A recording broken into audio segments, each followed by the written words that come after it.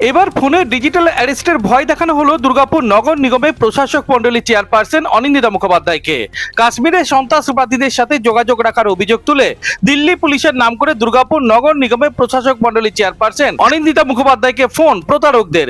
দেরি না করে আসানসোল দুর্গাপুর পুলিশের পুলিশ কমিশনারকে হোয়াটসঅ্যাপ মারফত ওই নাম্বার দিয়ে অভিযোগ জানালেন অনিন্দিতা মুখোপাধ্যায়ের স্বামী দুর্গাপুরের প্রাক্তন বিধায়ক অপূর্ব মুখোপাধ্যায়। গত এক মাস ধরে ওই ফোন আসছে বলে অভিযোগ দুর্গাপুর নগর নিগমের প্রশাসক মণ্ডলীর চেয়ারপারসন অনিন্দিতা মুখোপাধ্যায়। প্রথমটা হালকাভাবেই নিয়েছিলেন দুর্গাপুরের প্রাক্তন মহানাগরিক, কিন্তু দিনের পর দিন একই ফোন বারবার আসতে থাকায় এবার বিষয়টি পুলিশকে জানালেন দুর্গাপুর নগর নিগমের প্রাক্তন মহানাগরিক অনিন্দিতা মুখোপাধ্যায়।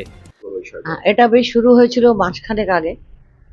তখন অ্যাকচুয়ালি আমার জানা ছিল না, এরকম শুনতাম যে ফ্রড কলস আসছে, কিন্তু আমার সাথেই যেটা হবে এটা কখনো ভাবিনি। হঠাৎ করে সকালবেলা একদিন ফোন করে বলেন যে আমি দিল্লি পুলিশ থেকে ফোন করছি। আমি বললাম দিল্লির সাথে তো আমার কোনো কানেকশন নেই, দিল্লি পুলিশ থেকে ফোন করার কি আছে।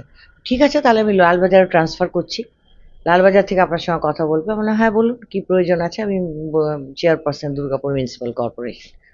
ফোন করে, আপনার নাম অনিন্দিতা মুখার্জি? বললাম হ্যাঁ। আপনি কাশ্মীর গেছিলেন? আমি বললাম হ্যাঁ, বছর দুয়েক আগে আমি আমার বাচ্চাদের সাথে বেড়াতে গেছিলাম। আপনার সঙ্গে আতঙ্কবাদী কোনো একজনের নাম টাম করে বলছিলেন, এদের সঙ্গে যোগাযোগ আছে এখনো, এবং আপনার এগেনস্টে চার্জ আছে, আপনাকে এসে এখানে হাজিরা দিতে হবে দিল্লিতে। আমি বললাম দিল্লিতে আমার পক্ষে যাওয়া সম্ভব না, কলকাতাতেই লালবাজারে আসুন। বহুক্ষণ, মানে প্রায় আধ ঘন্টা ধরে বচসা হওয়ার পরে আমি আমার হাজব্যান্ড যিনি আছেন মাননীয় অপূর্ব মুখার্জি স্যার, তাকে আমি দিই ফোনটা। তার সঙ্গেও প্রায় আধ ঘন্টা বচসা চলে। তিনি বলেন যে না, আমাদের তো এরকম কিছু নেই, আমরা তো জাস্ট বেড়াতে গেছি, চলে এসেছি। আর আমার একটা ছোট্ট এতটুকু এই সিম্পল ফোন, এই ফোনে আতঙ্কবাদী সে সঙ্গে যোগাযোগ। আমি বারবার ওনাদের বলছি দেখুন আমার একটা ছোট্ট ফোন, এতে সম্ভব নয়, আমি কাউকে চিনি না, আমার সাথে কারোর যোগাযোগ হয়নি। আমাকে একটা অন্য নাম্বার দেওয়া হলো, যেহেতু কাশ্মীরের সিমটা কাজ করে না, তো সেইটা থেকে আমি ছোট্ট ফোন থেকে আমার জনগণের সঙ্গে যোগাযোগ রাখা দরকার, আমি রেখেছি। তারপরে উনি বেশ কিছু অ্যাহেস করার পরে আমার হাজব্যান্ড অত্যন্ত বিরক্ত হন, এবং তখন তিনি মাননীয় সিপি স্যার, মাননীয় ডিসিপি স্যার, মাননীয় এসিপি স্যার সবার সঙ্গেই যোগাযোগ করেন, এবং শুনেই ওরা বলেন যে এটা তো পুরো ফ্রড কল, এগুলোকে একদম অ্যাটেন্ড করার কোনো দরকার নেই। এবং যখন সেই নাম্বারটা দিয়ে ট্রু কলারে দেখা যাচ্ছে পুরো ফ্রড লেখা আসছে, তো শুনছি নাকি এরকম মাননীয় কবি দত্ত সাহেবকেও এরকম ভাবে উত্ত্যক্ত করেছে ওরা। একটা গ্যাং বোধহয় কাজ করছে, যারা এইভাবে সাধারণ মানুষকে বোকা বানানোর জন্য এই ধরনের কাজ করে। আপনি এসে হাজিরা দিন, আপনার এগেনস্টে এরকম একটা আছে যে আপনি নাকি ওখানে গেছিলেন, আপনার সঙ্গে আতঙ্কবাদীদের যোগাযোগ আছে, আপনি ইমিডিয়েটলি আসুন, হয় লালবাজার নয় দিল্লি পুলিশ যোগাযোগ করুন। টাকা পয়সা বা কিছু ডিমান্ড না, তারপরেই হয়তো যদি আমি কান্নাকাটি করে বলতাম দেখুন আমার পক্ষে সম্ভব না, যদি এরকম ভাবে ম্যানেজ করে দেওয়া যায়, তাহলেই হয়তো বলতেন যে ঠিক আছে আপনি তাহলে এত টাকা পাঠিয়ে দিন, আমরা করে দিচ্ছি।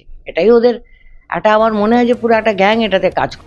দিল্লি পুলিশের নামে ফোন করে ভয় দেখিয়ে টাকা হাতানোর ছক পেতেছিল প্রতারকরা, কিন্তু তারা বুঝে গেছেন এই ডিজিটাল প্রতারণা বা ডিজিটাল অ্যারেস্টের কথা। ছাপ পোষা সাধারণ মানুষ হলে তো সর্বশান্ত হয়ে যেত এই প্রতারকদের পাল্লায় পড়ে, এমনটাই জানাচ্ছেন দুর্গাপুরের প্রাক্তন বিধায়ক অপূর্ব মুখোপাধ্যায়।